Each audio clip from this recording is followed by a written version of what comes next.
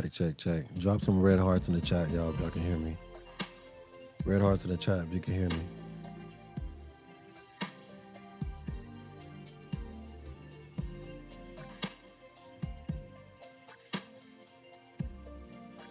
Oh, cool. They can hear me. All right, they can Red hear hearts. you. Red hearts in the chat. They can hear it. Okay. We live and popping. Oh man, you ate your chips beforehand. Yeah. Dang. I had to do it. All right, yeah. Well, we'll be getting started here shortly. If you don't know by now, I go by the name of Energizer, the DJ, and this is the honorable, the illustrious brother Chris Mitchell, the saxophone version of Sexual Chocolate. Boy, that's hilarious. that is hilarious. The saxophone version of Sexual Chocolate. Yeah. So, we about to get this thing started shortly. And, so today is going to be a little different. We just performed when? Saturday? What was that? Atlanta. Yeah. So we performed in Atlanta Saturday. And the goal today, I think maybe, was you thinking about playing today? Or you was going to chill? No, I was going to chill, man, because I got the edits for, it's the raw versions of the concert as a whole. Mm-hmm. And I was gonna work on I was gonna pass it to Samir. I'm not gonna lie, I wasn't gonna work on it. I was gonna pass it to Samir over here and let him do the editing, but I was gonna watch and then premiere it for Thursday and work on setting that up. Okay. Because what I like to do is I like to do the shows and then have them recorded to where we can just watch it all together like a movie. You know what I mean? That's what I did with Yoshi. You know, 'cause you was in the chat. Yeah. So when it premieres in the chat, it's legit. It's about to go. Yeah. We going live. Okay. So all right. So you had a more of a. All right. So we were kind of on the same page basically. So when I came in with the idea, like, hey, bro, let me interview you. Yeah. Like I'm Arsenio Hall. Yeah. And you a guest on the show. So you got the look like you on the talk show today. Well, so you know what? Because I do. But I'm gonna tell you what, I'm making use of this jacket. I'm making use of this coat because like being in Houston, this kind of looks ridiculous on me. But if you're not from Houston right now, it's cold out here. Cold to us. I mean, it's 40 degrees out here. So I'm like, I'm about to put this coat to use. So you gonna make it work. It ain't that cold in here right now, but I'm gonna wear this coat. Yeah, I put all my winter coats in the attic. And when we landed, I thought about it. I say, you know what? I'm about to hit the attic and just flex for about a day. Yeah, you're going to have to. With one of my many coats, and then we'll be back up to weather that I don't think is coatable. No, I think tomorrow is supposed to warm up a little bit. So okay. So, all right. So we go pop it off. We gonna do this kind of like a podcast style, I guess. Yeah. Since we whipped out the mics and stuff. And I want to go ahead and get the people some insight. So one of the things that I feel like is it's not spoken to enough what really goes on in order to make things successful. Mm-hmm. And a lot of people jump on the bandwagon, once you've, done a lot of the work. And even something that I saw today where a guy was like, when I see people hate on me, why didn't they hate the grind? Like, why didn't they hate me when I worked at AT&T? Like, why didn't they hate me when I worked at AT&T all day, then DJ'd at night, and then turned around and woke back up at 5 a.m. to go back and DJ? So throughout the grind, like of you being, who you are, I've had a chance to see what you do behind the scenes. Right. And I really have a chance of appreciating it. So I'm going to dial people back. All right. What's the initial seed that's planted to say, hey, I'm going to go back on tour? What is that idea?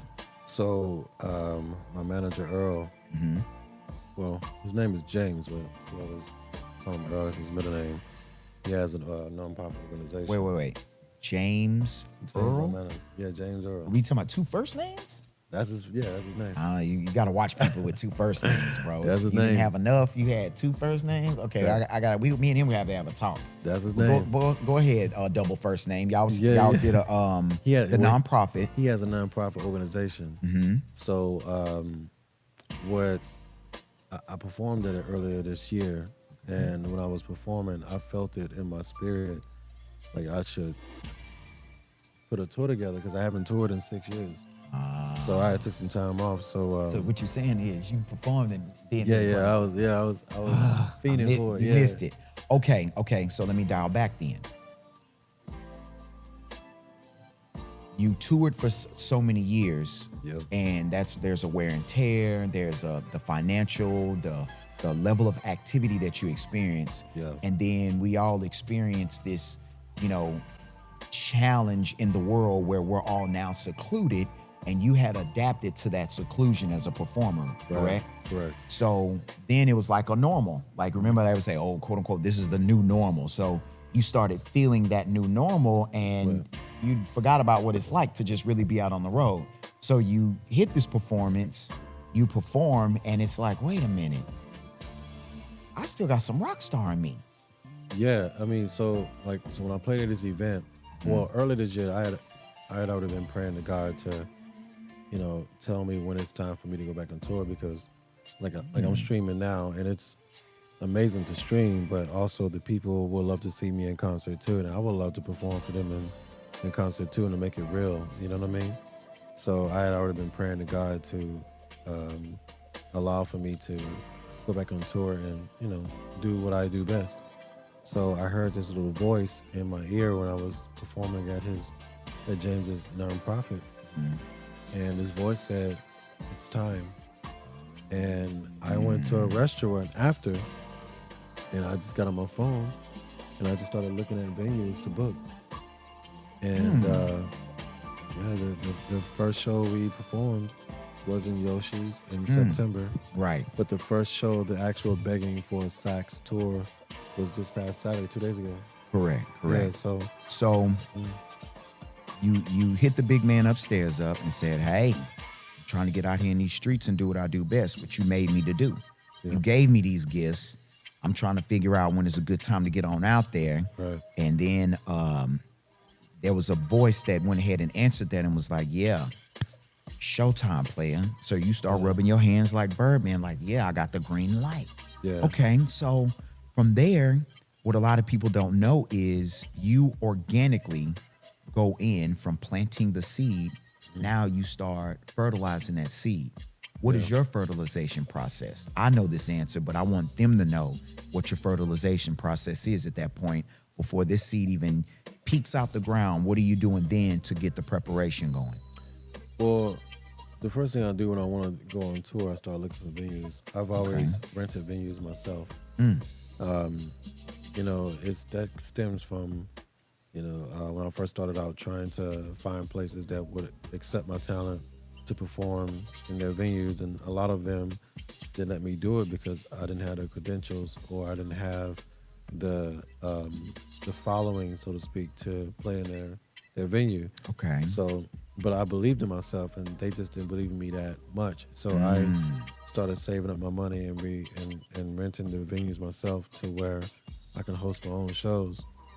So, yeah. So the belief aspect, as an artist on the DJ end, I think that there's an irony there because business-wise, we look at, man, the person didn't believe in me. And I think it's twofold. It's offering me or being open to the opportunity. Right. But then on the other end, it's like knowing business, and you are a businessman. It's like, am I willing to take this risk on this person? Yeah. So I think that's a part that we start to learn from artists. Like, okay, I'm not big enough in their eyes for them to want to take this quote unquote calculated risk on getting me in. Right. So for you say, well, if these doors won't open, I'm going to start checking windows. Is basically what you did. Basically. And I think for you, once you got into venue mode, it was no stopping you. That's how I look at it. Because at that point, it was just phone calls and dates. But what is it that allowed them now, before when they wouldn't give you the opportunity or they didn't think you were, riskable? What is it now that when you make that phone call, they pick that phone up? Well, I mean, it was the promises fulfilled, when they start to see, like, the following that I started to gain, and they start to see the results unfold, then they want to answer the phones. And I'm not a person to hold grudges or resentment or whatnot. But there are places where I would call and they didn't give me a chance. Then, or that would call me now and they didn't give me a chance. Then, Okay. you know, Okay. the flesh in me want to be like, nah. Yeah. You know what I mean? But the And business you understands, where it could be. Yeah. And then, even I'll tell you and I've been on the business side of that. I have general management experience. So what I can say is in some of those cases, management changes. You might have somebody younger that comes in that understands it, whereas, somebody before they just, dealt with who they dealt with. But, Right. I started seeing how, that was my big responsibility as a GM. Like if I ran into a comedian or somebody that was looking at the venue, it's like, man, I know what it's like to be in their shoes. So Right, yeah. that's what I looked at. So even when it boiled down to even hiring people, I say, man, the biggest thing that you're experiencing right now is what's called opportunity. Now, what you do with it is on you. So let's bring it in. So now they're answering the phone, or now you're worth getting on that line, with and having that conversation on booking you. So you go and do the bookings. Now, what is it with you and how you choose to surround yourself with the talent? Because these are all business things. We haven't even gotten to the performance part yet. What is it business-wise that you start doing to say, hey, I need some other people that are around me that are going to handle business too? What do you use to calculate that? I'm going to answer that question. My moderator says no audio on Facebook. On Facebook? Yeah, so Facebook be giving us heck. I know, right? Let me unplug. That's interesting. Let me unplug and plug it. Yeah. Give them a chance. This is not a commercial break, but I will like to tell everyone that I have the best seat in the house. I just want to run that by everybody. I have the best seat in the house. I'm not here to argue with you, but I got the best seat in the house. The show is amazing. Hey. All right, so let's see if we can get let's see if she can confirm with us. Oh, I mean, what are they? Look, so for Facebook, what are they hearting? Line me up right here on the back one here. Yeah, line me up a little bit. I'm gonna go all just not on the one behind it. Not yours, yeah. Yeah, just give me a little. Just scoop me over just to turn it a little bit towards me. Yeah, now we in there. Yeah, we gonna be framed now. My shoulder was out of pocket. Let y'all see these broad, God-built shoulders that I got. All right, we all good? We're all good. All right, it's butter. All right, so you're still a businessman, and you're in full-blown business mode. So you're calling around, booking venues, you locking venues down. Now, talent-wise, you need business like-minded people. So what I've noticed from you is that I feel like you're a very good judge of character with the type of people that you surround yourself with. And one thing that I'm going to contribute that towards is he's actually the baby of his siblingship. Whereas in my traits, I'm the oldest. And what I contribute with the baby a lot of time is they're able to sit back and they're able to observe all these personalities. So for him, I noticed that he is able to use that gift of being at that seat at the table. So what is like your give me like 3 characteristics that you look for business-wise that you're surrounding yourself with the people that you're around. Relationship with God. The second one is loyalty to friendship. And the third one is loyalty to business. Okay. Okay. It's not something that I normally just keep around and keep in my mind, but that just started at just right now because usually that's what it takes. I mean, if you're a person and you're a man of God, we're not perfect, but just be the best that you can be, right? Correct.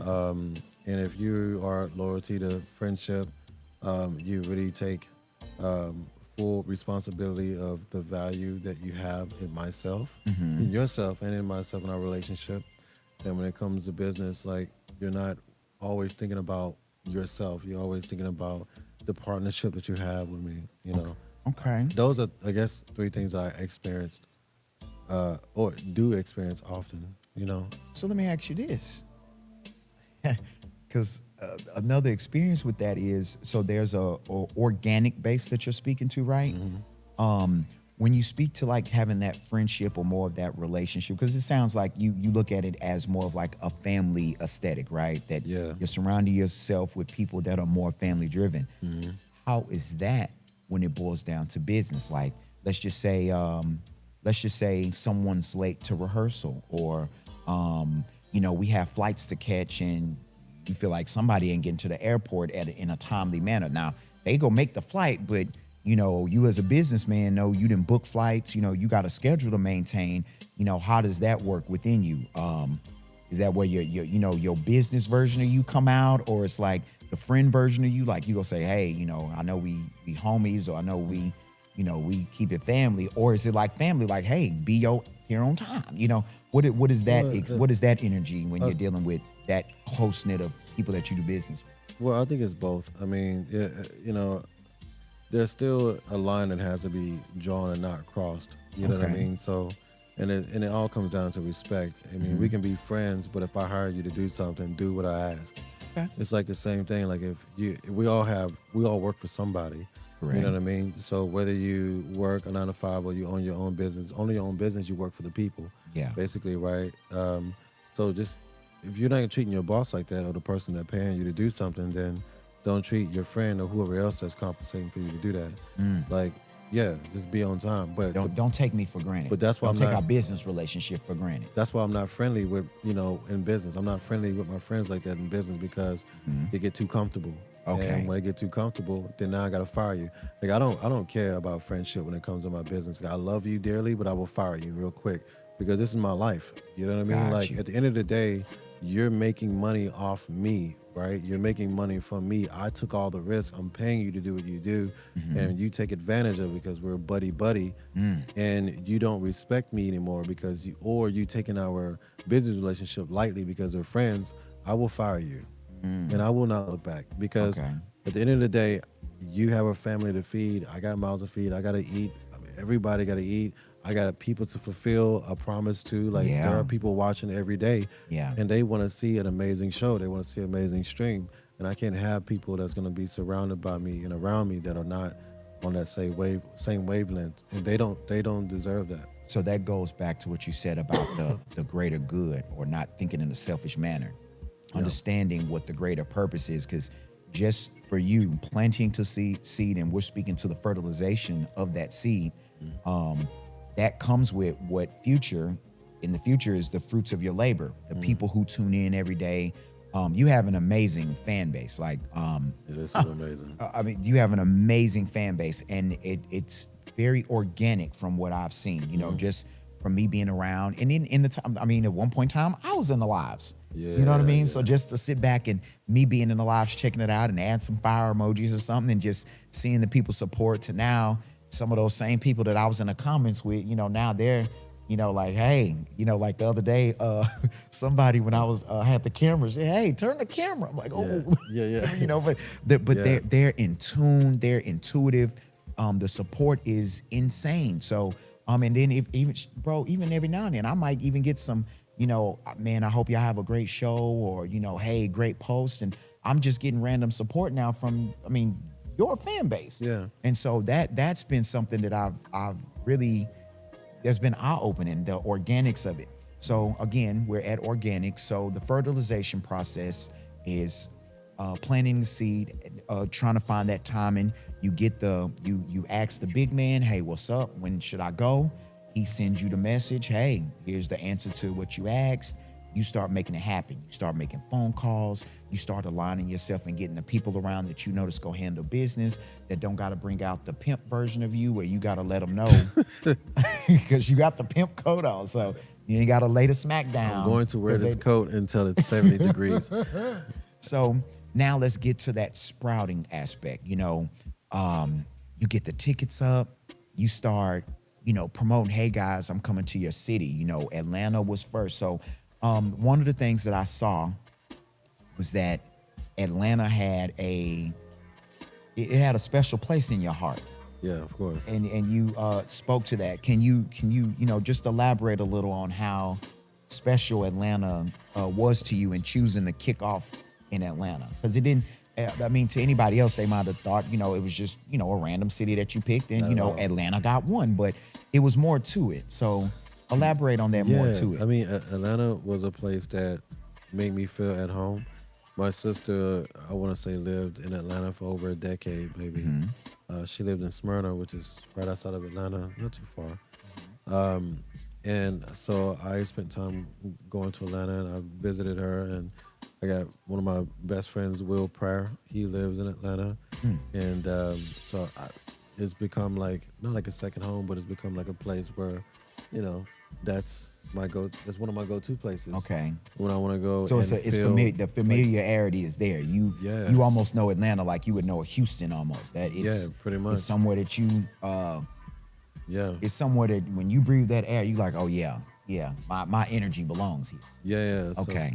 So performing in Atlanta was like a no-brainer. Every show I've done in Atlanta has always been a success because I believe that Atlanta, and like many other cities around the U.S. or around the world, at least when I bring my energy to a room, it feels like it's easy for people to adapt to me. Okay. It's like they feel the energy from me, that I'm here to just it could be to any level of success, but I'm here to be humble. I'm here to just be down to earth. I'm here just to make it just like y'all. Because one thing I'll tell you, like, uh, we have these things where we say, "Oh, he made it" or whatever, but you know, I'm I'm still a work in progress, like everybody else. Like, it doesn't matter how far I get in my career, I'm always working on something else. Like. So And I live a simple life, so I'm not out here with mansions and things like that, or like on yachts and nothing like that. I'm out here trying to make it just like everybody else. I mean, don't let social media fool you. Like, I do pretty well, like, with concerts and things like that. But this, at the end of the day, like, I'm doing you go what be in y'all. the, you go be in the grocery store just like I am. I'm going to Kroger, and people go like, "Oh, I follow you on TikTok or I follow Instagram or Facebook, YouTube." And the thing is, like, they see me shopping. I ain't got nobody that's doing my shopping for me, and neither will I ever have somebody that's doing the shopping for me. Yeah. Unless I really had to and it was unsafe. But Yeah. you know me, I go there anyway. So so that's just the type of person that I am. So Yeah. I'm just a person that. I'm very down to earth. I've always been like that. And I think that's the community, or I know that's the community that I've built. So that's like when you come to my concerts, it's not like just random people that looking for something to do that night. Everybody that was in Atlanta show this past weekend, they knew who I was because they watched me often. I mean, they knew who you were. Yeah, They yeah, knew yeah. who Samir were. They high-fiving Samir. People asking, "Where's Dewey?" Or when I brought us all on stage for the VIP experience, they knew some of us by name. You know what I mean? So it's a community and a family that I've built with my following. So shout out to them for So everything. let me ask you a question. You triggered one of the thoughts that I think a lot of people don't consider, the human side of what we are experiencing. There's a lot of human things that go on around us, that the politics, the social climate, our family structures. Like you said, I'm not living this quote unquote balling life or trying to live beyond my means, but like you, I'm trying to make it. But let me speak more to the becoming of who you are in your artistry. What are some of those things that help feed your soul to continue to be the version of you that's trying to get better and better every day? Now, one thing that I think is a huge one. So I'm a DJ by trade, but like if I'm in the car coming from a gig or something like that, or even if I'm not, I can ride in the car, complete silence. He's the opposite. If we're about to make content or we're about to do something, music. If we're at the coffee shop, something like that, music. We were in the green room, music. We were at the Airbnb, music. So I noticed for you, music really is your life. So I do. Like no ifs, ands, or buts. It's like a soundtrack literally going on. So What are those things that enriches your soul? Because in order for you to be able to dish out some of these fruits that, everybody else looks down on, and we're like, man, that's some great fruit. It's something that the tree has to do to feed it. So you, as the tree in this analogy, what is it that's helping you feed your soul that allows you to give so much back and to display your talent the way that you do? My prayers. Ah, This is very okay. easy. I mean, and it's not to sound all extra churchy or to act like a saint or nothing like that. But like I said, I'm just as real as everybody else. I pray every day, and I'm just trying to do my best, just like everybody else trying to do. Like I'm not perfect. None of us are perfect. So at the end of the day, I still gotta get on my knees and ask God forgiveness for the things that I know or don't know about, and just try all over again. You know what I mean? So I take risk every day. Like I told you earlier, I've never been hired to do a concert, so Yeah. I've always rented my venue. So I mean, Yeah, I found that to be, when you said that, I found that to be one of the most interesting statistics and facts that you dropped on me when we had that discussion.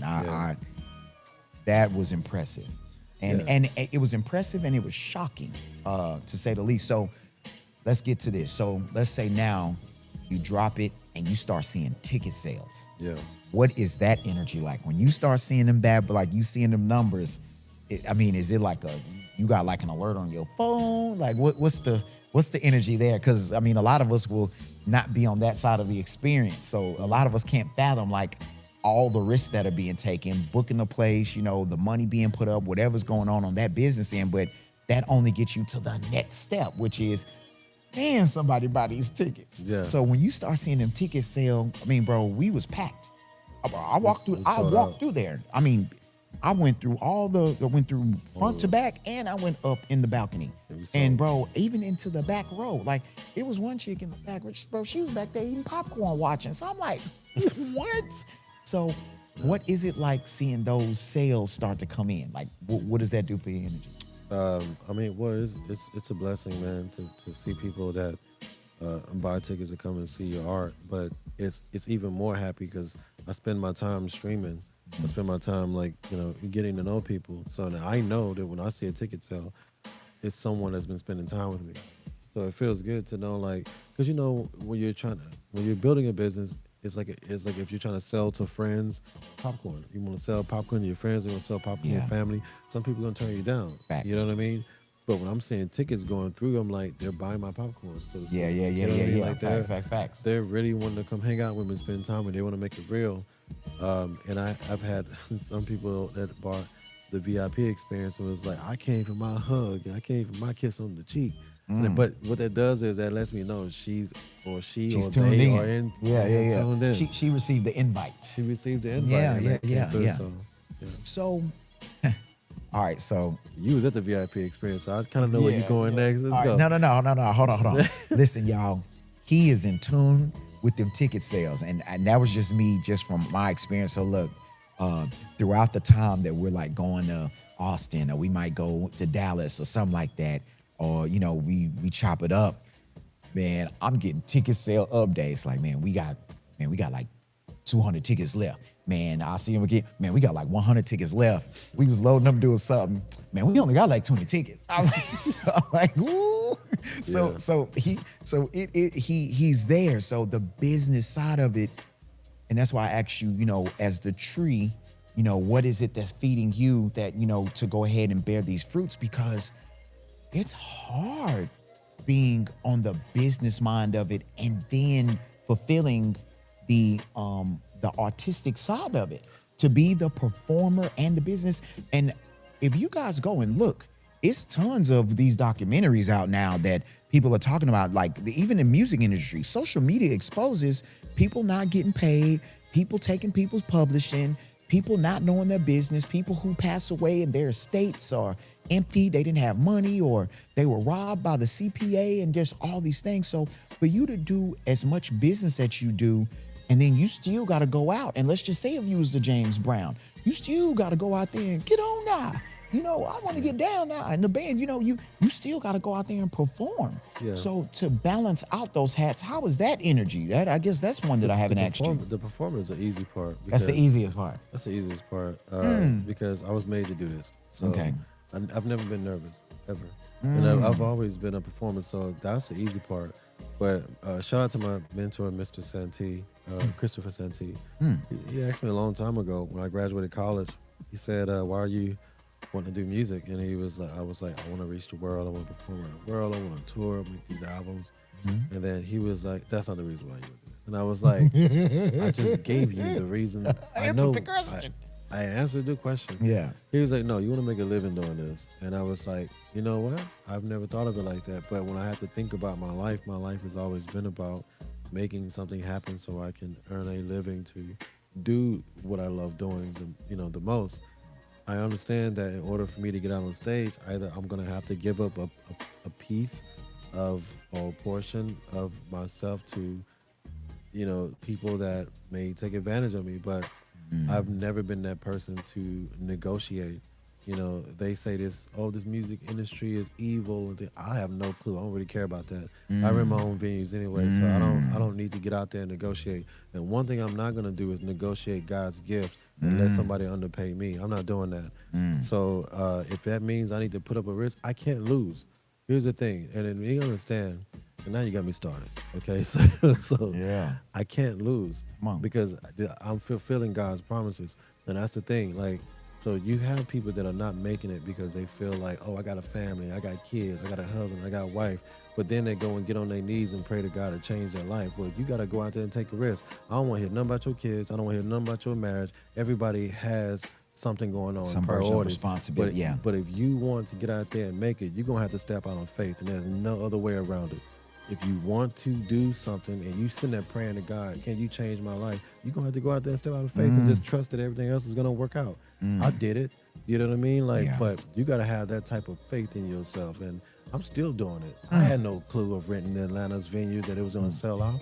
This is social media. I don't know that. I mean, I don't know if people are gonna buy my tickets or not, but you know what? God said it's time to go back on tour. This is the venue. Go rent it. I'm gonna take care of everything else. You just focus on music, and everything else will be taken care of. So I went and did it. Okay, and I showed up on Saturday night, and it was a sold out show. So I'm not going out negotiating door splits. I'm not going out negotiating with a record label, and I'm not saying those people are out to get artists or nothing like that, but that's just not my path, and that's not my belief. My belief has always been business. You know what I'm saying? And take care of the business.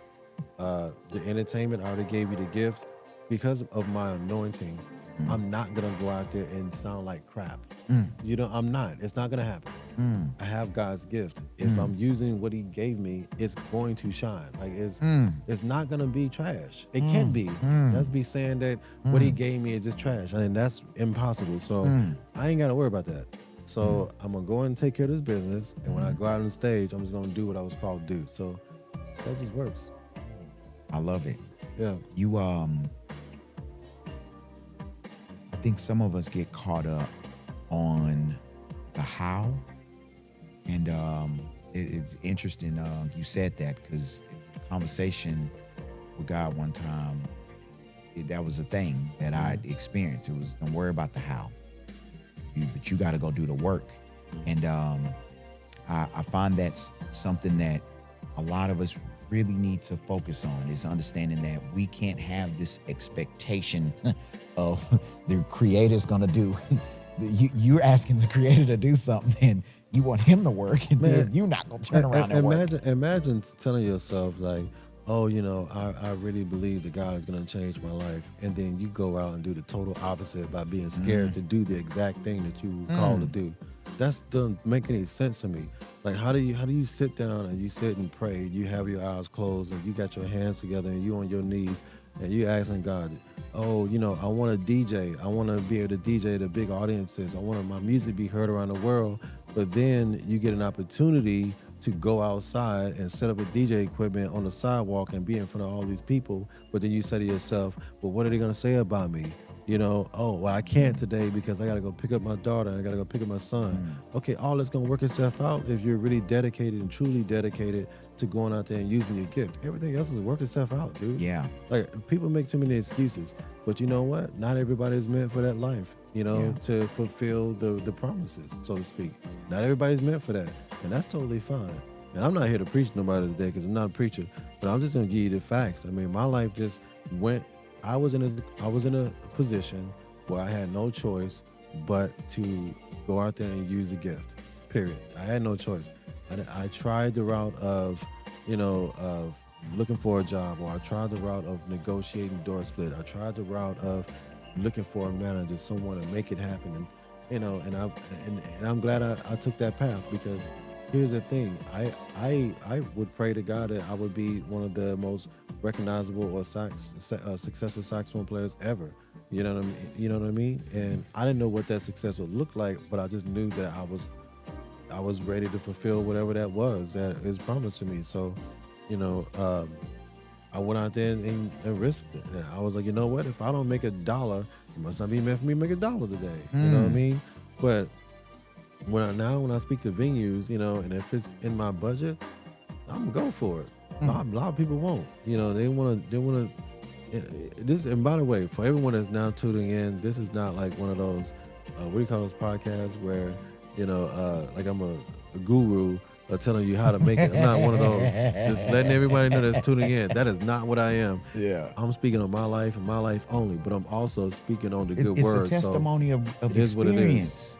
You're non-negotiable in what you brought to the table. And I think that's one of the, I think as our relationship has grew, that's something that has definitely reminded me of something that I'm not going to say I lost, but certain aspects of being in this business, and then as a DJ, we don't get a chance to, you have a choice to make. And so for you, one of the things that I admire is you got a chance to lock in on your artistry. So as DJs, we can lock in on our artistry, but they might not be the thing that pays initially. So a lot of times we end up on the service side. And on the service side of things, there's a lot of negotiability that then comes in. But people who want to negotiate, what do they want to do? They want to devalue you, and you have that experience. So one of the most organic things that I've noticed about you is the uncompromising energy you have towards your confidence in your gift and your ability. That is very inspirational. To be as close as I am to see it. And normally I'm that to probably somebody else, but to be around someone else and see that and be like, ooh, that's what I'm talking about. So that definitely gets me going a lot of times too. I feed off that energy. I mean, look at it right now. It's going on 10 o'clock, and we just, instead of just being out and like goofing off and like that, we're here hanging out with the people. You know what I mean? There are people right now that want to have a podcast like yourself, and they won't take the couple of dollars of their check and buy some microphones. Got you. Do the investment, do the investment, but they want to have a podcast. Yeah. But they'll go to the spot and buy something to drink though. Yeah. That they need to eat that they just ate 3 hours ago. Yeah. You know what I mean? But they'll go spend money on that, or they'll find a place where, like, man, okay, let's do this. All right. So I told you, done got me started. I was trying to chill tonight and just have like one of those nice, easygoing conversations, but people need to hear it, man, because you got people right now that are very, very talented and gifted. You know what I mean? Let me say gifted, not talented. There's a difference. Yeah. They're very gifted, but they're wrapped up in where they live, the car they drive, how they dress, but then they want to, have something like this, or they want to do music full time, but they are not willing to take the financial risk. They're not ready to put the money out there and just go for it. And I'm gonna be very honest with you. Whether this is politically correct about saying this or not, I really don't give a damn. So if they're the type of people to do that, I do not feel sorry for you, because you have. I played for tips on a sidewalk. You know what I'm saying? And it's not one of those stories with your That's parents. an humbling experience. Yeah, this is not one of those stories. That's almost like the musical version of being homeless. Yeah. Because you're at the mercy of somebody walking by and saying, I value you in some shape, form, or fashion in the brief time that I hear you, and I'm going to provide you with some version of monetary incentive, reimbursement, compensation for, appreciating what you do, or I'm recognizing where you're trying to go, and this is my version of assisting you in that. But I mean, it is almost a musically equivalent to homeless. You're at a very humble space in your life to do that, and that builds a lot of character. Amen. Listen, now this is there are people that go through things that may seem irreversible. You know what I'm saying? Or they may go to a rough patch. I'm not talking to the people going through a rough patch. The people that go to the rough patch and still got faith that they'll come up out of it. I'm not talking to them. I'm talking to the people that are sitting on their hands. Those that's wasting time. Their time and everybody else's. Yeah. And I don't think that's right, man. And you're not gonna get blessed because you can't just sit on a gift like that. You're not gonna get blessed. It's not gonna happen. So I think one of the biggest things that I guess we should always consider is that we're vessels at the end of the day. For real. So, for you to be who you are, you're sharing the vessel that you are, but you're being a vessel of music, you're being a vessel of motivation and even just business. You're being a vessel of, how to utilize your talent. You're being a vessel business-wise. You're being a vessel as far as even the friendships that you make, because, again, those things are important. So who you are, being that person that planted the seed, being the person that nourished and fertilized that soil, being the person that then becomes this tree that's going to bear this fruit. You're selling tickets, you're doing the work every single day, nourishing that tree. Even you got to prune it a little bit. You got to come in, do the work. We were hanging out before this, and, he's like, hey, time to go. We got to go roll. We got to go, get to the people. So now you're the tree. Yeah, shout out to you, because you was like, yeah, it's time to roll. And I was like, So look, you in the green room. I'm on stage. You can hear the crowd and what's going on up there. Look, for you to be playing some of the, let me tell y'all something. Energizer started playing Back That Thing Up, and I have not a single concert that requires that song to be played. not a single, not at all. Like, there is not a single concert I've done in 14 years of my professionalism that require anyone to be twerking in my audience.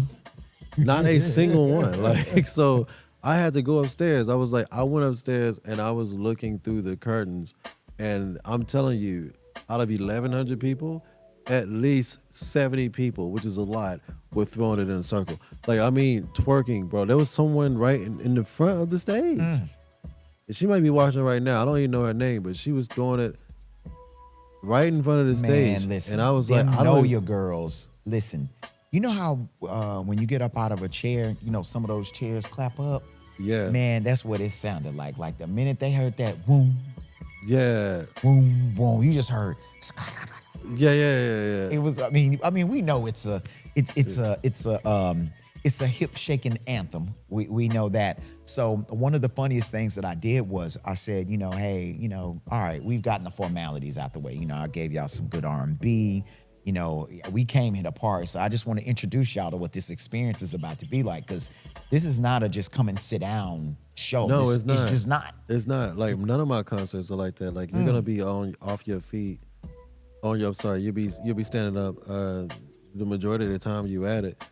If you're just gonna be having a good time, and like, we're comfortable. When you finish, I'm glad that there was like some silence at least, because there was not a single song that I was gonna play to follow what you. When I heard booty booty booty booty rocking everywhere, I was like, I have nothing to go out there and play after he's done. Like, there's nothing that I have that is going to fall in line along with what he got them feeling like. Yeah. So let's just breathe for about 5 minutes. Give Everyone reset. Let's reset the palette. Atmosphere. Yeah, the palette. Everyone just reset the atmosphere, because not a single song in my playlist is gonna be any of what he just. I got none of that. Yeah. and I told the crowd, listen, I'm comfortable with being foreplay. But I loved it, though. I'm comfortable with being foreplay, because y'all about to get a meal and dessert, So I'm comfortable with my job. I want to get y'all right there. And when this man comes out on this stage, y'all listen.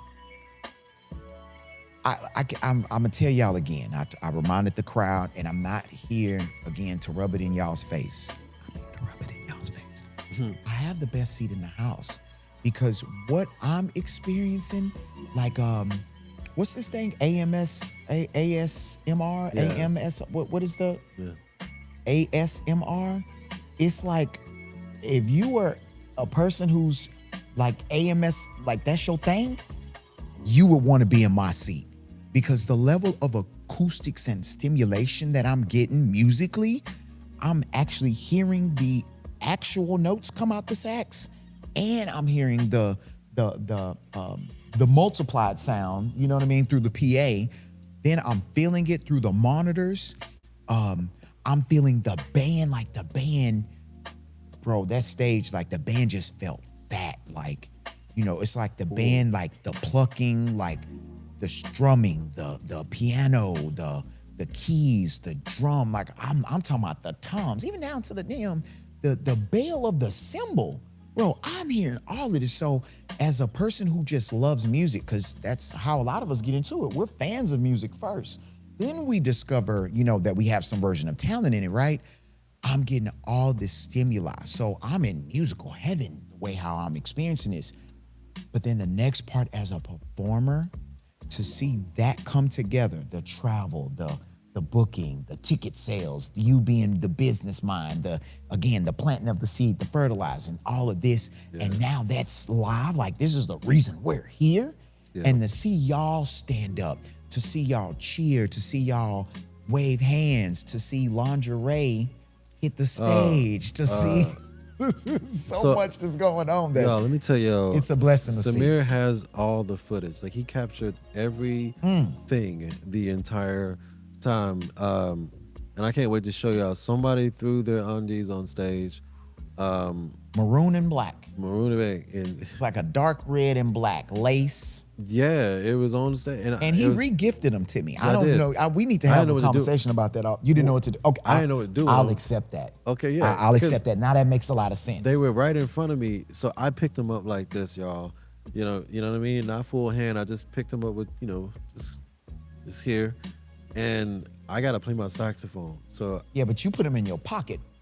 You was I put it in my pocket, but then I realized like it's kind of thick, like you know what I'm trying to play. Okay. There's definitely BBL. So whoever, like I'm telling you, like whoever threw that has a or big, it could have been real natural because we in the South and they born like that. I mean, listen, yeah. So from Atlanta to Houston, that's a lot of cornbread. Yeah, because you got like you have it, but the bud part of it was huge. And I was like, you know what? I can't perform with this in my pocket. So I went and put it on his laptop. He re-gifted. Yeah, I put it out there on his laptop. And yeah. So I don't know what you did with him. O-T-S. Yeah. Benny's on the stage. Yeah. Okay. Or DOTS. That's what I said. Yeah. Draws on the stage. Yeah, it was wild. So y'all gonna see that in the so I guess some people are thinking, because some people, the one lady came to you and just like, that was not a jazz show. Like she didn't have the words to describe the experience, the musical experience she just had. Yeah. Maybe she thought it was gonna be, a jazz show where you sit back, maybe snap some fingers or whatnot, and then you just kind of sat in your seat and just chilled. But that's not. This is a different type of show. Yeah, it was different. It was different. Okay, where did the idea? That's where we need to go. Where did the idea come from? Where it's like, you know what? I'm gonna spice this thing up and throw a little cayenne pepper on my show. Sam Pink, the owner of Red Cat. Sam. Sam. Yeah. Sam, back good in like dude. 03, 04, Sam would always say, man, you're like a rock star up there. And I never really came to mind of thinking what But you was still in suits and collared shirts, and you was looking real jazzy. Right. And that never fit my personality. So that was the becoming part of who you were. You were still trying to find that branding, the thing that described who you, like seeing you was like, oh, that's Chris Mitchell. So you weren't at that spot yet. No, I wasn't there yet. Okay. It wasn't until I linked up with joined Barbados and then changed the whole outfit thing. But and they found my personality. But that's Sam Pink started that. So what's funny is when we ended up linking back up and working together, and I saw that difference. I'm seeing the hats, the boots, and all of that. I'm like, man, this don't look like Chris in the emails. I've been on this email thing for a long time, bro. I think you added me from when we was doing business before you was doing all of this. Yeah. So, bro, when I was looking at, bro, at one point in time, I went and looked back at the promo. I was like, bro, this is completely different. It's completely different. This is collared shirts. This was suits and all that other good stuff. Now you real life look like a, you real life look like a jazz rock star. Yeah. So the whole experience was like, I spend so much time streaming. We stream different types of music, and sometimes I have music in the background. And I would ask people like, "What's your favorite genre music?" or "What other genre music do you listen to?" Mm-hmm. I mean, we all have different palettes on different days. Yeah. I may listen to R&B today, but I may listen to blues and rock or pop music tomorrow. You know what I mean? Yeah. So I wanted to be more diverse in my shows and not just make it just romantic. I wanted it to be fun. I wanted to, have. I come from a very fun family. You know what I'm saying? So I wanted people to just have a good time. And I understand you're that's what basically saying is. You're saying, I want to give you. Okay, this is what I'm hearing, and this is what I'm seeing. You provide a high level of authenticity. Sure. So in who you are, even sitting on this couch next to you, whether we going out and grabbing coffee or at a pastry shop or something like that, while we shooting off females or something, whether it's a meeting with production with Samir, Dewey, and we handling that business, and then even for you in rehearsal on stage, a pre-production meeting, prior to coming out, who you are is synonymous through and through. So it's that authenticity that you're providing. So you're just saying, who I am musically, this is who I am in my day-to-day. Yeah, that's okay. Anyone that knows me or met me, this is not like one of those artist fronts. You know what I mean? Like, let me look cool and sit back and talk like this and be like, oh, this is who I am. It ain't no future in the front neither. Yeah, I ain't got none of that. There ain't no future in the front. Yeah. All right. Let's see. What's a okay. You go to put a lot of things together, right? Mm-hmm. It's a lot of parts that move or that are around you that you want to be a particular element, right? Mm-hmm. That you want to have a particular outcome, that you want to be executed in a particular way so you can convey that over to your fans who, in how you see it, they deserve this, right? Do you experience any like bogeys? Do you experience any something didn't go the way that you planned it? Do you experience all any? the time. But how do you handle that? I include them. I love imperfections. I make sure that anything that I'm doing is authentic. So like today, when me, Samir, Dewey, and everybody was shooting, like y'all gonna see the video that we shot, and you're gonna see Dewey and Samir in the lens, in the camera, shooting me. I wanted to leave it like that. You know what I'm saying? Like, it's not gonna be like yeah. That's so dope. Yeah. As he spoke about it, Samir is actually over here not having any version of downtime. Yeah. We've literally went from production and shooting another video earlier, and literally he's over here editing. So as he's speaking on the imperfection of it, Samir flashes and shows us that he's in the process of wrapping up the edit. So interesting. It's interesting. So I embrace the imperfections. Like me picking up my phone would be like supposed to be like not media etiquette, but I don't care because this is who I am.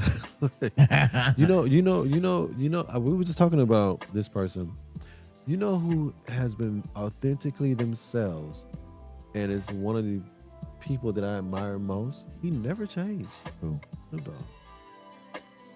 Yeah, he has.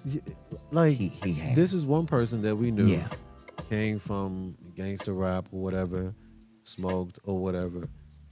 and he's been authentically himself. Like, dude smoked at the Super Bowl. Yeah. Like, this, he ain't supposed to be there technically blowing, and he in the backstage blowing before he go up there. Like, but I don't. Somehow he has become like America's uncle. Like, Right. you know what I'm saying? Like, Pothead uncle. bro, like, you know what I mean? But I admire that because not his smoking. I admire, but I'm saying I admire him being authentically himself because, like, There's so many people who put on that mask and wear that makeup. Yeah. Yes, this is true. I don't know him personally, but I Yeah. would think like if he put up a This, front, this would like, be a hard persona to keep going for this 30 long. years, bro, Got you've you. done an amazing Got job you. putting up Got a you. front. Like, Yeah, and what so- media training was that? Yeah, like, you know what I mean. So, but he's one of the guys. I'm like, man, he's been authentically himself. You know, I love that. I love Okay. that. So me, I would say that I'm an authentic person. You know, there are some things I won't say on camera because I obviously know that, you know, opinions and perspectives can, you know, not be good because it's hard to translate that through streaming or through, In short form, In you know, short without form. having to meet other minds and yeah. and Got a you. lot of things are clipped. You know what I'm Yes. saying? And make it seem like it's the worst. So I get it. There are certain things not to talk about, but shoot, y'all catch me on off camera, I'm saying anything and everything. You know, like Okay, so basically, you in planning all these things, you know that there's a version of where certain things, you know, might not go as planned. So you accept those things just as much as you accept the things that do go well, and then you just pretty much your plan is to work to figure out a way to make sure that those things that, you know, if something transpired that didn't go the way you wanted to go, you're going to try to, you know, put yourself in a position to get those things to what your aspirations are. Is that pretty much Yeah. the gist of it? 100%. Okay. So let me ask you a question. What made you want to start podcasting?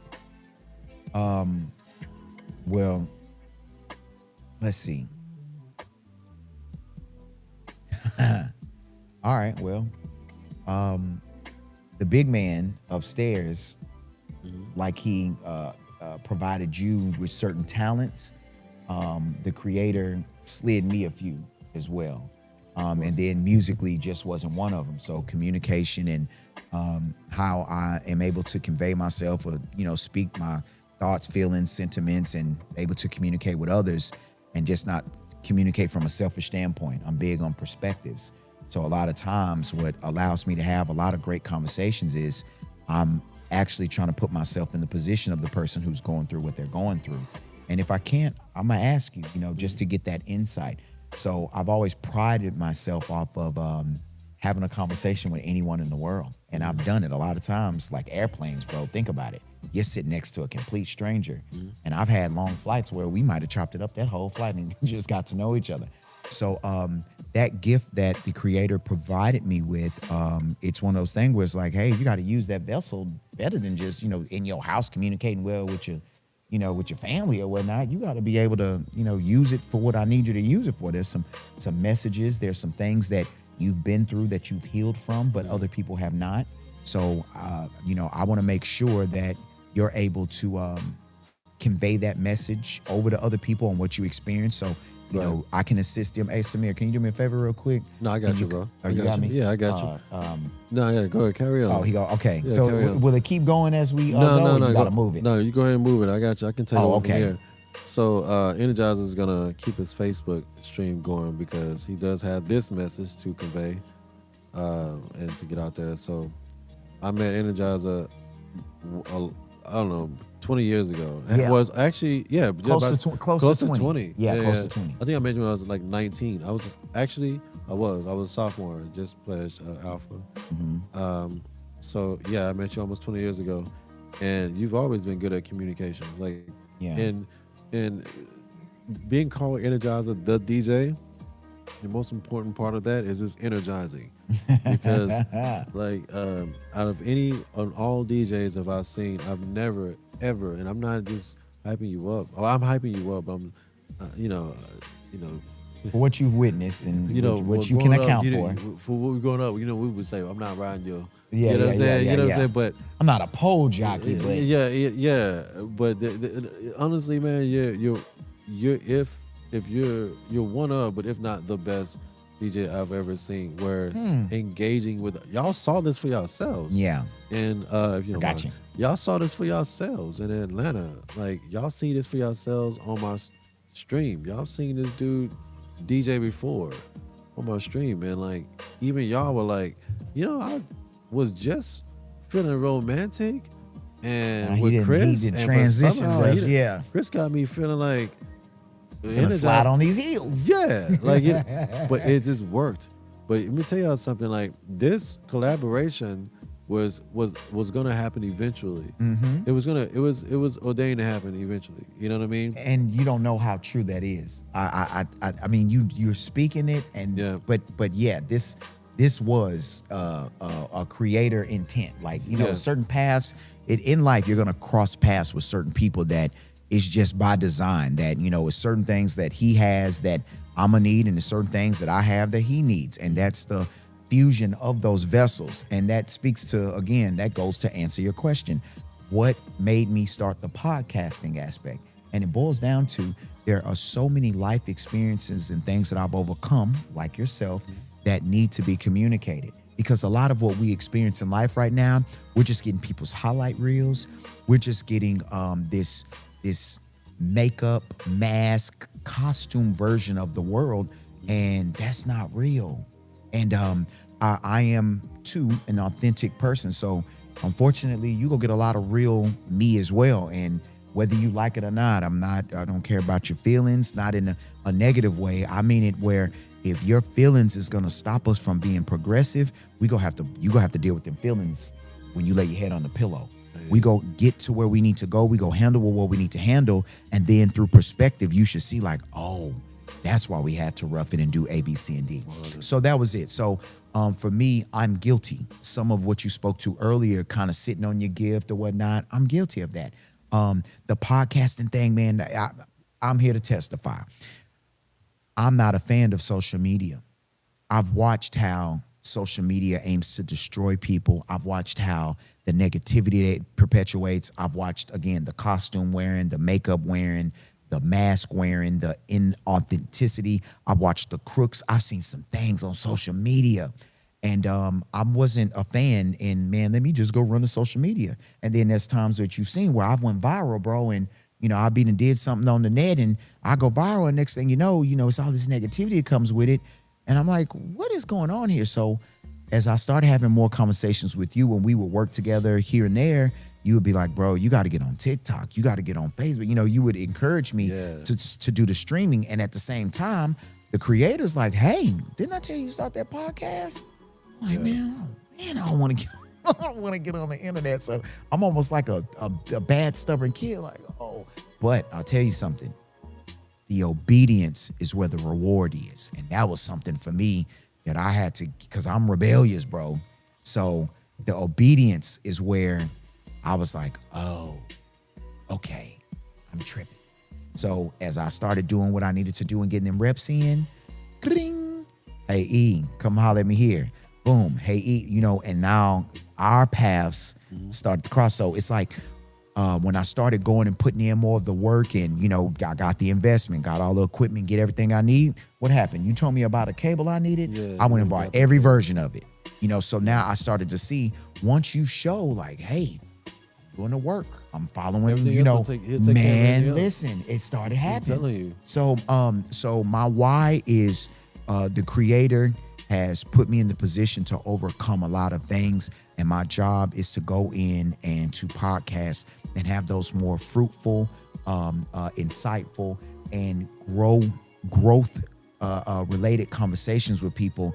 And whoever he now puts me in the path to touch and to communicate with and convey something that they might need, that's why I'm here. So I'm here through sheer obedience. And then at one point, this won't be my path. I might have a new one. But when he said, hey, I'm assigning you to this, I saw your resume and I need you to go put in that work.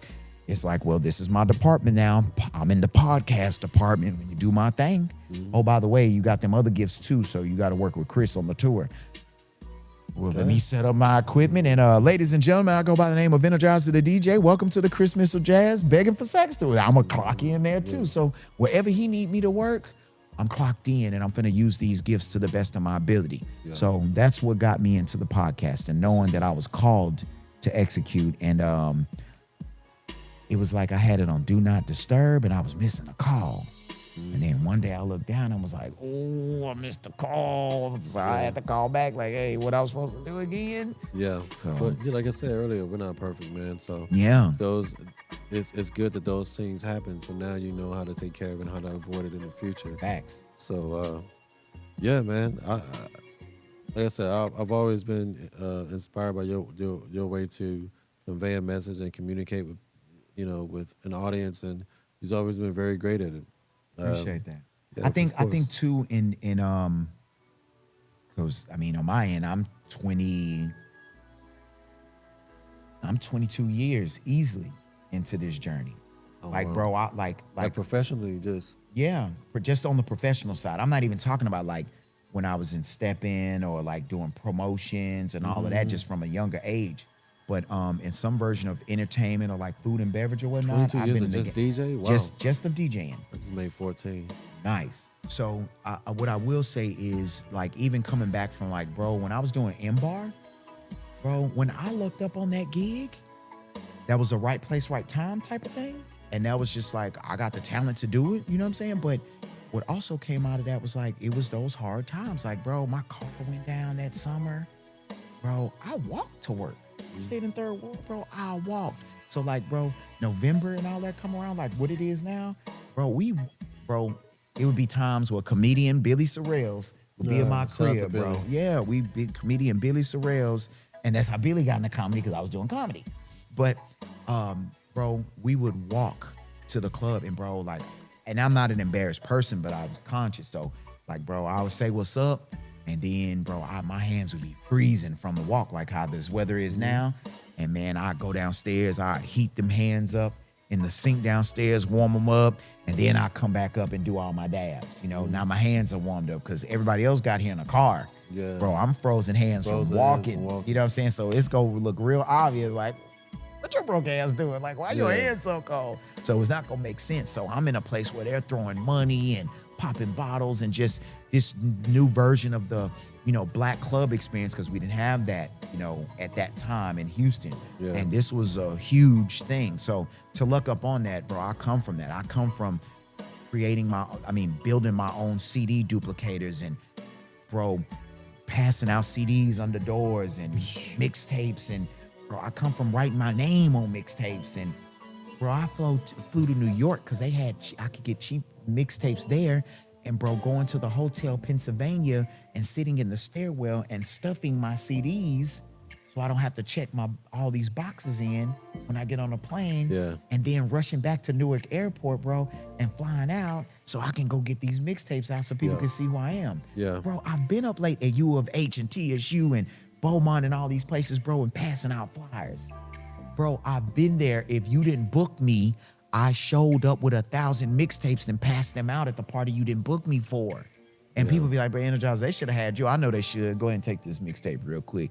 Let them know next time they should have booked Energize. Like, I've been through that. Yeah. So it's a lot of things, but I've been on the discouraging side too. I've been on the side where people didn't see my vision. I've been on the side where I partnered up with people and they screwed me out of money. I've been on the side of a lot of those things, or like the hate that came with, you being so good at what you do. And now it's like, man, we got to team up against him because we not going to make it if he keeps doing what he's doing. So, bro, I've seen some interesting parts in this industry. And it's like, man, for me, I only open doors for people. Like, you go to my early mixtapes, I shouted DJs out. Man, them boys could have been DJing 6 months. I'm shouting them out like they the next biggest thing coming out, but it was just always brotherly love to me. So, Go ahead. So would you say, after what year that, because you can see the influx, you can hear the influx in his voice and the excitement when he starts to talk about his journey. Do you think like the purpose behind your podcast is to tell your testimony? Yeah, not only that, but it's life too. Because Well, the life is a testimony. but just to even overcome certain things I've experienced in life. To communicate that to them, because Not only that. because what you're doing right now is you're not just telling people your story, you're sharing their story too. Like you're actually talking about what people right now are going through Yeah. and to sit here and tell them, hey, there is there is Another another side of side this. of what you're Yeah. going Yeah. through Yeah. right Yeah. now. It is. So maybe that's one of the big things of why you have a platform, in that all these years of you. So someone asked me, this is years ago. Shout out to Alexis. She was my publicist before. Mhm. Someone asked a long time ago. She was hanging out with me, and they said, we want to book you for a show," and they asked me how much it costs. This is years ago, and I gave him a price, and the lady was like, "Oh my man, that's pretty steep." And my friend Alexis was like, "Well, you're not paying him to perform at your party. You're paying for him for all the years of practice and experience." And I never looked at it like that. I had never looked at it like that until she said it that day. Man. And I was like, "You're right. You are right." So my thing is, like, they're not just hearing you to speak about recent, or uh, experiences in your life, or just things that you just have on your mind at night. Like, you're communicating, your skill, your level, or your skill of communicating is from years of doing this since childhood. Like, you don't realize it, but you've been becoming better at communicating from then up until now. We just talked about this with Samir. Samir is one of the rarest people I know that documented his life like it was a Kanye documentary. Like, he turned again, and we talked about this earlier. Yeah, Like, he's good. Samir He's recorded his earlier life. Like, he said he always had the camera on, and I was like, dude, we don't realize it, but like, some of the things that we've been doing for so long is preparing us. But in the moment, we're just living in the moment. Yeah. But you don't have no idea, Yeah. like, what you're doing is actually preparing for what you're going to be doing.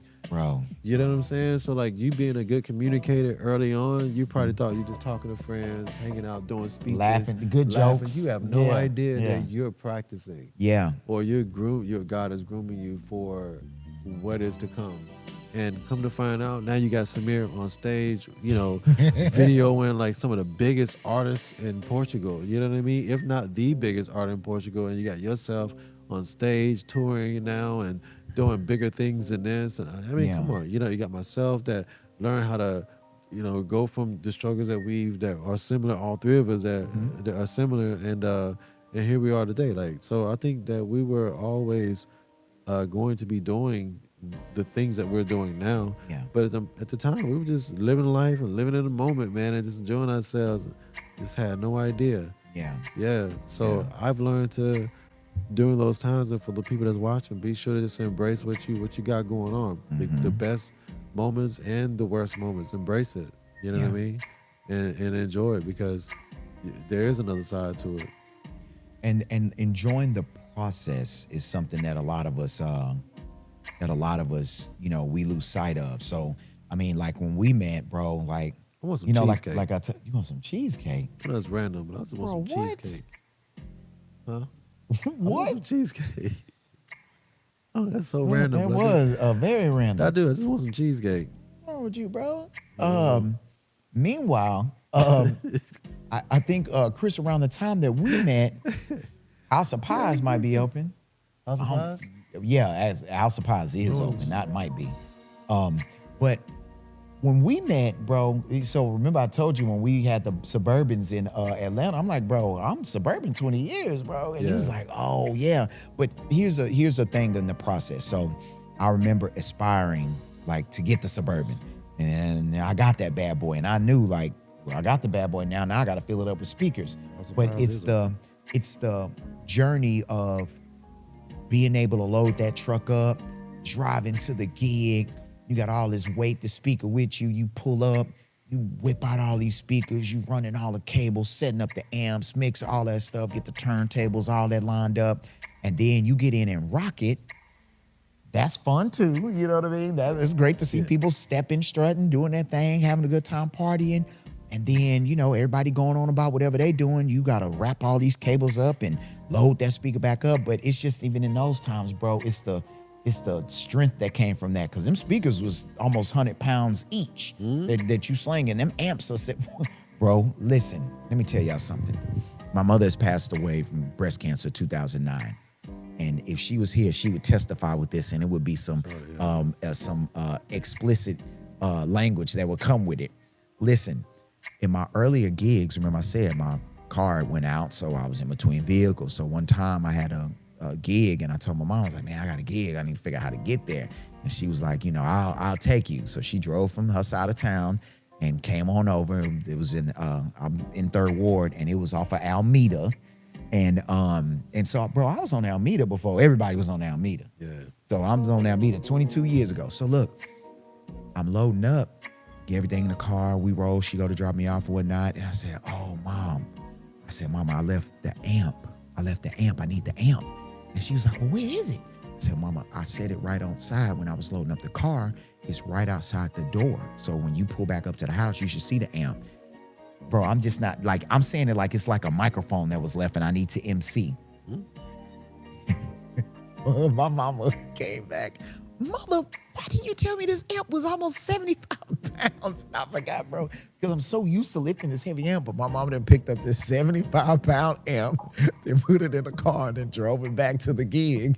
And, then helping her brother out. But it's a lot of these things that we experience that are normal to us, but it's some stuff to other people. So when people will open, hey, man, you need help with equipment, I always tell them no. Yeah. Because it's like you could not fathom the level of equipment that that I'm gonna bring out this truck. They have no idea. Yeah, so I'm so even now, like when y'all ask, we coming over, I'm like, bro, I got it. It's almost like juggling. Like I could walk over here one hand and carry all this stuff over because we're so used to it. But I want to wrap this up. In our experience, I think one of the main thing that I think the takeaway from today is understanding where you start is key. Understanding the process and enjoying the process is key. And then being able to enjoy what you do. I think that's key. Yeah. Lining up with your purpose, I think that's a huge thing. So whatever your purpose is, you think your purpose is, you got to get out there and you got to go figure it out to see if this is your thing. I think one of the key things that I saw that we both have, we know that it's what you do best with the least amount of effort. And that's the thing. Most people, they ain't got to figure it out. You know what you was called to do. You just refuse to do it because it's too much risk. So you stay in your comfort zone. You know what you were called to do. Just go do it. And if you're not going to go do it, stop complaining about it. Okay? That's just what it is. So he's nice. Like, I can be nice too.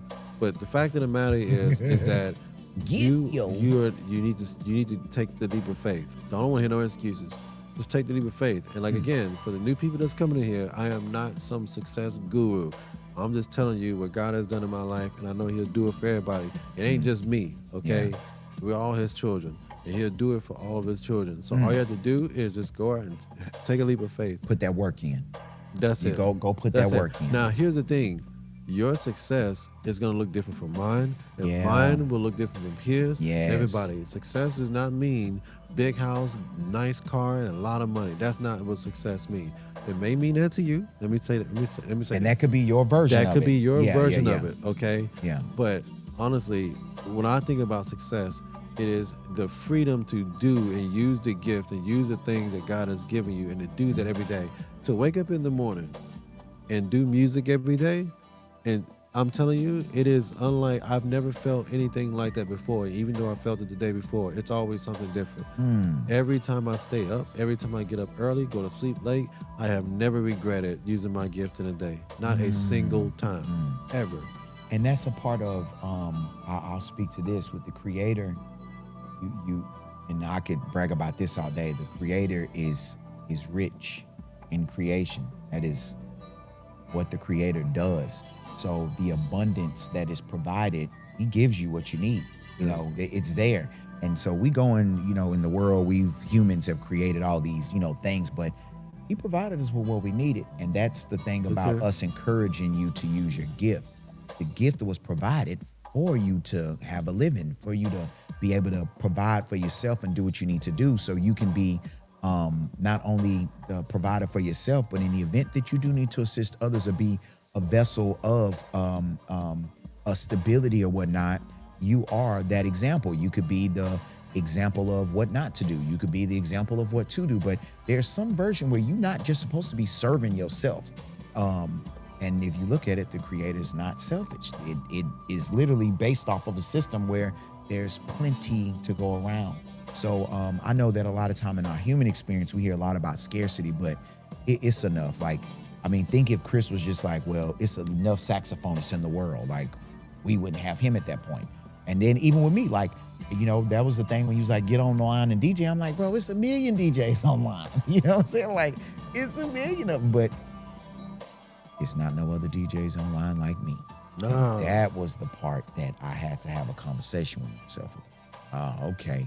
So once I figured out what my niche is on here and I get it, it's a wrap. It's up for all you. It's up for wrap for all you other DJs online. Yeah. But yeah. So say, bro, it's been a pleasure having this conversation, bro. It's been a pleasure. No, you know, we had a conversation like this. Yeah, Like, well, we've had plenty of conversation, but like to have this like broadcasting and streams like this. Yeah. I think this is definitely an honor.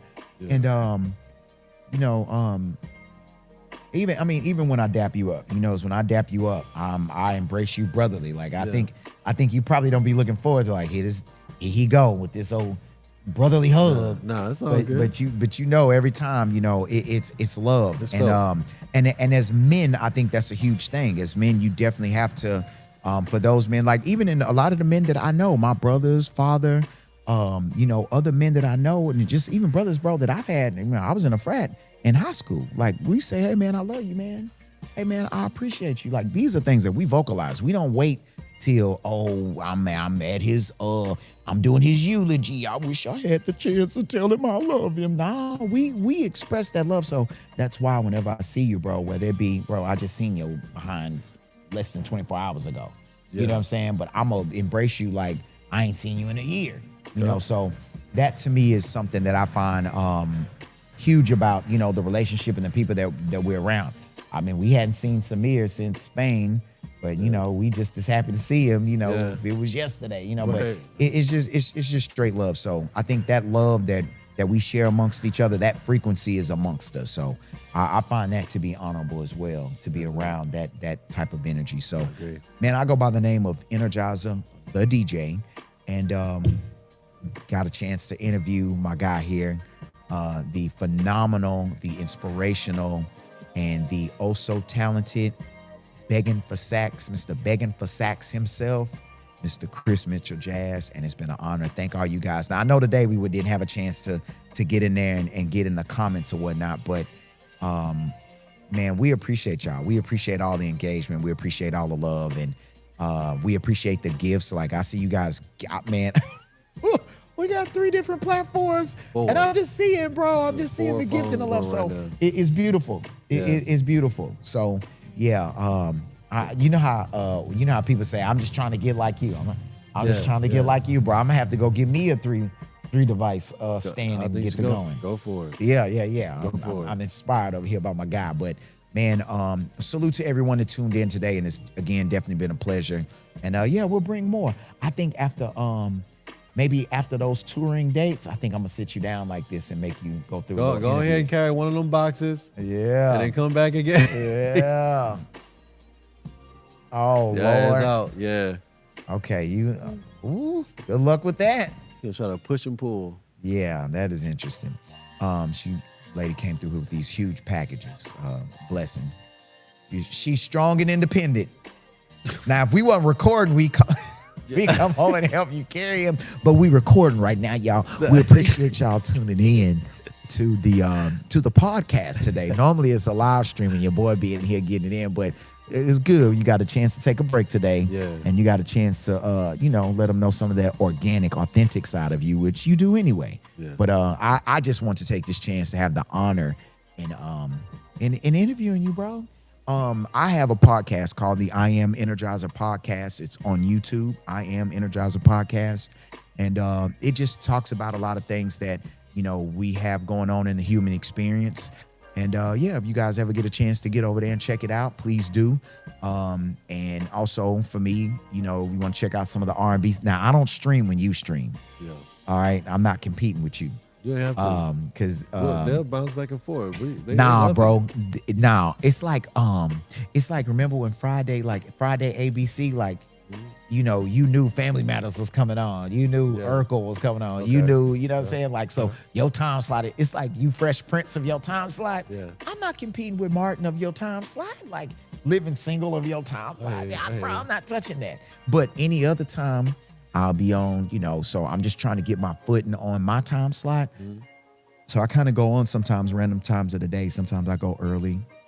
Sometimes I do afternoon, or maybe before you go up. We can Sometimes I reach a go new evening. audience too, a different, because I sometimes go randomly throughout the day. Yeah. Because of the world being in different time zones, like you always Yeah. reach new people or different people. Yeah. So So that Synergizer, it's been my time. And when you come to this tour, you better come hydrated. You better come stretched. Y'all, some of y'all just need to go ahead and get a workout regimen now. So where when you come, it's a revival, because this is a different type of experience. And I just want to let y'all know, we're missing a band member. We got the lead guitar, we got the bass guitar, we got the drummer, we got the saxophonist, we got the DJ. But it's you that's gonna come in and do the singing. So get your behind on in there and start working on the me's, them fa la la la las. And you got a few months to go ahead and get your vocals right. So I'm just letting them know now, because Atlanta, they was singing. Okay, it was no singing, it was a lot of singing. As a matter of fact, we had to cut the set a couple of times of what we rehearsed to let them finish singing.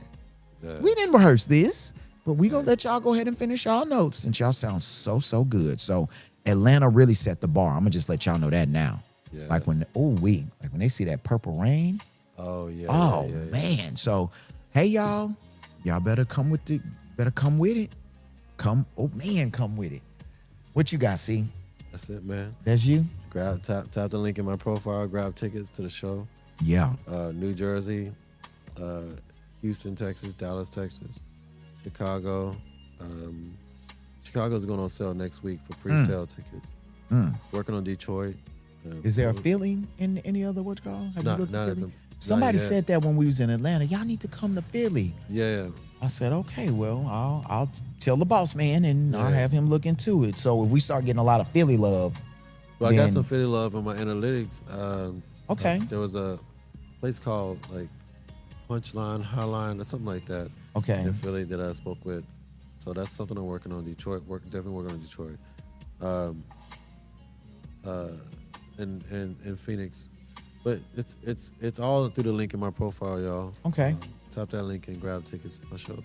Hey, y'all, only go to official links. And last time I checked, this is another word to the wise, I've never seen you in any DMs, so you're not gonna do no DMs or solicitations, correct? You're not jumping in DMs trying to engage in conversations or whatnot. I think your professionalism has, it's at a particular place. So he doesn't go fishing in the DM. So guys, just really be conscious of that. If I see a fake Chris Mitchell page, I'm reporting you. I'm riding on you like Tupac was riding on the East Coast. I'm setting it off. Okay, I'm reporting you 1,000 times, because I don't need no confusion on what's going on with my man here, because I see the hard work that he puts in. So, man, we appreciate y'all. Yeah. We out? We out. All right. Bye, y'all. This has been a good one. Y'all have a good night.